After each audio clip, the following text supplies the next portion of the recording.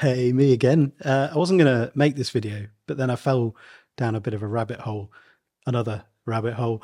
So I'm kind of scratching my head about Coca-Cola's use of the phrase real magic to depict its slide towards all things AI over the past 18 months or so. I keep seeing it and I want to figure out, what I think about it. And hopefully you can help me do that. It's a funny term because it strikes me as being the opposite of what I would say about generative AI, real magic. In fact, I just, before recording this, just asked ChatGPT, a very neutral question. I simply asked it, whether it would describe itself as magical. And it gave me an unequivocal and resounding no. And I was like, oh, interesting. Why not? I asked it. It responded, because it doesn't create something from nothing. It's a highly sophisticated tool that relies on patterns and data, which is what I thought. The ability to create something from nothing, that really is the definition of creativity, and it is much more applicable to humans. And I said this to ChatGPT, and it was like, yeah, absolutely. This ability to create something from nothing is a distinctly human capacity.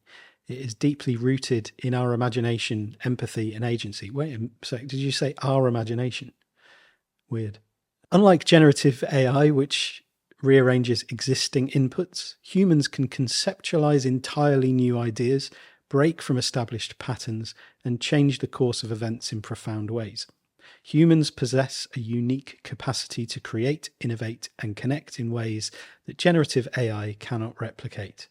You don't just rearrange existing elements, you can imagine entirely new possibilities, intervene in the expected course of events, and shape reality with intentionality.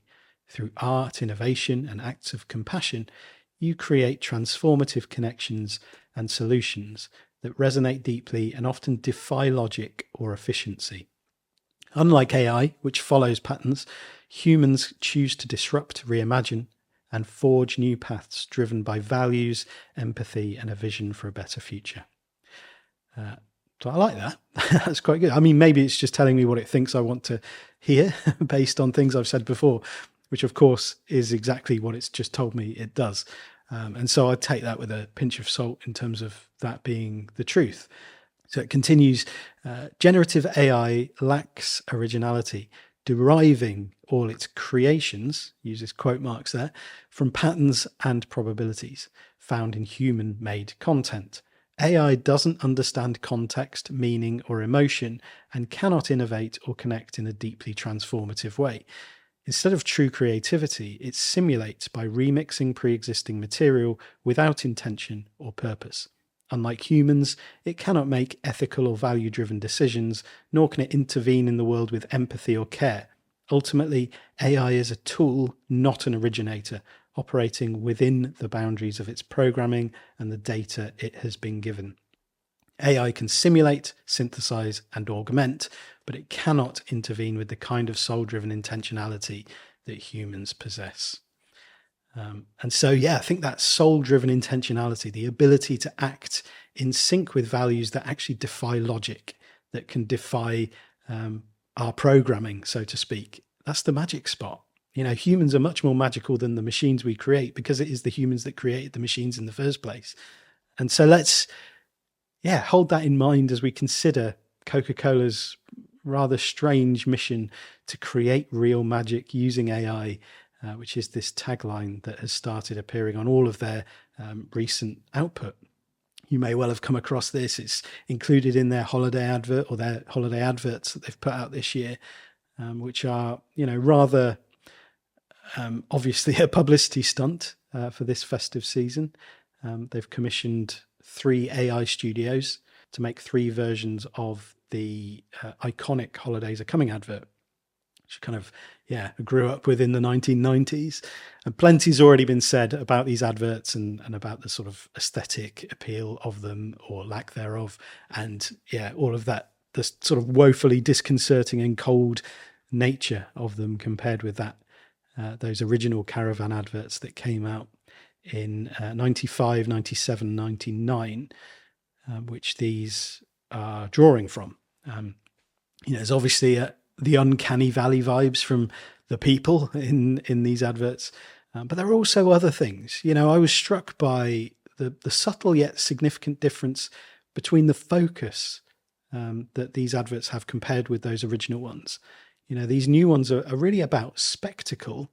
They're about Santa arriving in these trucks, and people are expecting him, waiting for him. And it's all about this event of him coming. And people give him a bottle of Coke. Whereas the original adverts were about Advent, really, this idea of anticipation and expectancy and this journey that these trucks make through the landscape, past the people. They bring light to different people in a range of scenarios. And there's this sort of excitement that something of the legend is passing through. And so they present Santa as more of an enigmatic, adhesive presence that brings a bonding quality to the world that he is moving through, rather than this thing that people are coming to see. He's illuminating the environment so that people connect and the world around them sort of brightens up. And also in those original ones, you see a bottle of Coke given from Santa to the people. Whereas these new AI ones depict the Coke caravan like the circus coming to town. It's the thing that everyone's focused on. It's a spectacle in itself. And it arrives. The trucks stop. And Santa gets out, removing all of that enigmatic mystery that came in those originals. And the bottle of Coke is given the other way around. So it's offered to him. So it's got really strong, sort of like almost cult-like vibes. The guru comes to town, everyone smiles, offers their sacrifices up to him.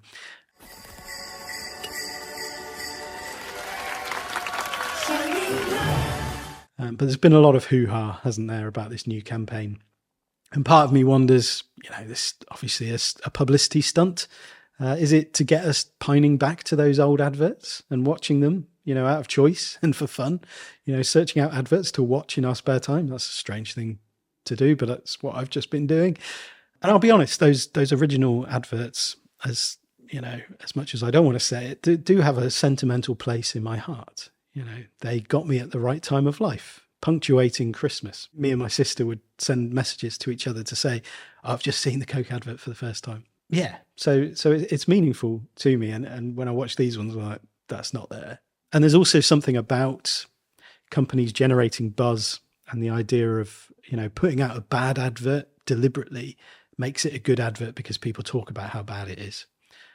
Or putting out a controversial advert, which obviously this is, they'd be aware that there's going to be backlash against an exclusively AI generated advert. And this sort of galvanizes people to rage about it as if they're fighting back against it, when actually they're playing into this strategy that has been sort of set in motion perfectly. Like all those people who thought that they were being edgy by complaining about the Jaguar copy nothing teaser advert recently, when all they were doing is actually ensuring that the concept car, when that was launched, it was going to be part of the main news cycle. It was going to be in the headlines of international news when it happened. So yeah, lots of people got totally played by that one, and still don't realize that they were totally played by that one. But maybe that is what Coke were doing with this, or trying to get lots of people talking about, getting outraged by the fact that these adverts have been made using AI, and they're sort of completely missing the soul and the heart of those original adverts. I mean, it must have been, whether it was the full plan, I don't know, but it would have been part of the plan, because it's quite obvious. But I'm not sure it does a great deal for that sort of warm feeling that you want people, I'm sure, to have towards your brand, to have towards your company, when you do stuff like this, especially when you're talking about sort of festive adverts. And yeah, I suppose it's a reminder how little a company actually cares about human creative spirit, and they'll do anything to sort of maybe gamble on a bandwagon that they believe is going to create hype, make them money, all of that sort of stuff. And in the case of AI, save you money ultimately by allowing you to cut corners and exploit labor in the future. There's obviously the irony that's been pointed out by lots of people about a company synonymous with the slogan, always the real thing. using AI to generate its adverts. And yes, it's fair to argue that those original Coca-Cola campaigns and Coca-Cola campaigns throughout history have been complete with sort of CGI polar bears drinking bottles of Coke and sort of manufactured holiday cheer. Yeah, they're not real either. They're still products of human imagination, and they've been crafted by human hands. They were freshly conceived. They were novel. And that's what makes them resonate, and that's what makes them memorable. The care, the intention, the creativity behind them and through them. In contrast, AI doesn't create in this sense. It remixes, as we said, it mimics, it reconfigures existing work. So nothing here is new or novel other than the technology that is being used to do the exploiting. So this so-called real magic, as they say, lies not in creating something new, but in extracting the essence of human creativity in a slightly different way. Our time, our effort, our ingenuity, using that and automating the process, bypassing actually the need for human craft altogether. And so this raises maybe troubling questions, fascinating questions about the erosion of the very spirit that makes creativity meaningful and brings that sort of human magic to the process of creating something out of nothing. Real magic to me is exactly what it means. That magic is indeed real, but only if you open your heart to it. In the summer of 2023, Coca-Cola invited a group of 30 creators to co-create content that could ultimately be used for Coca-Cola licensed merchandising, digital collectibles, i.e. NFTs, I think, and other things. And in the press information about this project, Coca-Cola reassured readers participants will be credited for their work, whatever that means. And we're in the future now, and it's so beautiful when the biggest brand in the world opens up and says, come and play with us. And so this content creation farm, as I think we might conceive of it, called the Real Magic Creative Academy, was described as giving digital artists access to Coca-Cola's brand iconography and highest profile advertising assets, inviting them to play in a custom created sandbox of limitless possibilities. Now, if you look at the output that has come from this project, the possibilities were in fact very limited, as is the case with the consumer AI snow globe generator that I think they're linking to from QR codes on the side of Coca-Cola cans. I've tried it so that you don't have to, just to see what was on the other side of this kind of weird Santa. Welcome. Let's create a snow globe to spread even more kindness. And what is on the other side of it? Santa asks you a lot of questions. He wants you to tell him all of your holiday memories. Does a lot of moderating. You can't use curse words like Pepsi.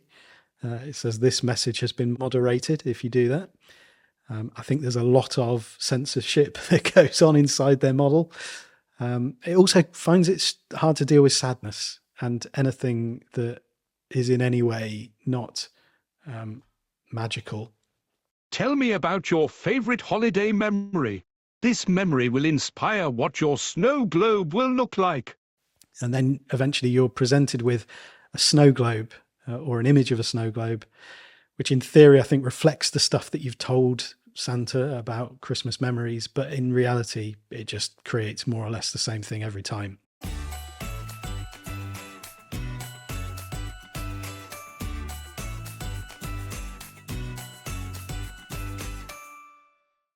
It is truly bad. And there's this creepy obsession with spreading kindness, which always feels jarring when it comes as an injunction or a command from a global corporate entity. Also, I told it one of my holiday memories was drinking Pepsi exclusively, and it still put a massive Coca-Cola sign in the middle of the snow globe.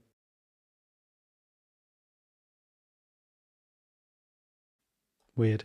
The image of a snow globe is quite apt, I think, for this whole thing. I don't know if it's deliberately done in this way, but it feels like a good metaphor for what Coke seems to be doing in its promotion of AI art, and it seems to be a good metaphor for AI generated creation in general, because the model gives you the data, gives you the materials that you're going to work with, and then you put in the prompt, or you respond to the questions that it asks you, which is essentially like shaking up the snow globe. There's only a very limited number of things based on what's already in there that it's actually going to then be able to produce. It's one thing to see all of the talented people that we put in a room, but then put like a best-in-class technology in front of them, seeing the outputs, it's absolutely incredible. You don't add anything to that globe, so you don't put anything into it. It's a closed system, but it provides the perception of difference because it puts things in a slightly different place each time. And so I think, it's very apt. Pratik Thakur, who's the Senior Director of Generative AI at Coca-Cola, yes, that is a role, said that the Real Magic platform underscores Coke's desire to be at the forefront of AI in marketing and popular culture, while building on its equity in art and collaboration. He said that work from the Academy will appear in future Coke advertising. I mean, that last bit's interesting, isn't it? It potentially indicates Coke's intentions when it comes to utilizing free labor, bringing free labor and AI together. Like, who owns this stuff? What data is being used? What happens when new ideas or materials are sort of brought into the snow globe? The highlight absolutely has to be the archives, to see all these beautiful art pieces that not many people get to see. And, as far as intellectual property is concerned, it strikes me as a little bit concerning from that perspective. And how are those who've been involved in producing the work that it picks from being compensated for the materials that they are producing for the company? And Thacker says, a slightly strange comparison. It's like, saying the quiet part out loud. TikTok made everyone an entertainer. Instagram made everyone an influencer. Generative AI is making everyone an artist. So we want to collaborate with artists, giving them this superpower called AI, bring them some of the tools which they may not have access to, and give them the world-class brand in their hands. It's like a dream come true. And he calls AI a white canvas for creators, obviously ignoring the fact that, as we've already covered, by definition, AI isn't a white canvas or a blank canvas. It requires other people's work to have already, been produced to have anything to work with at all.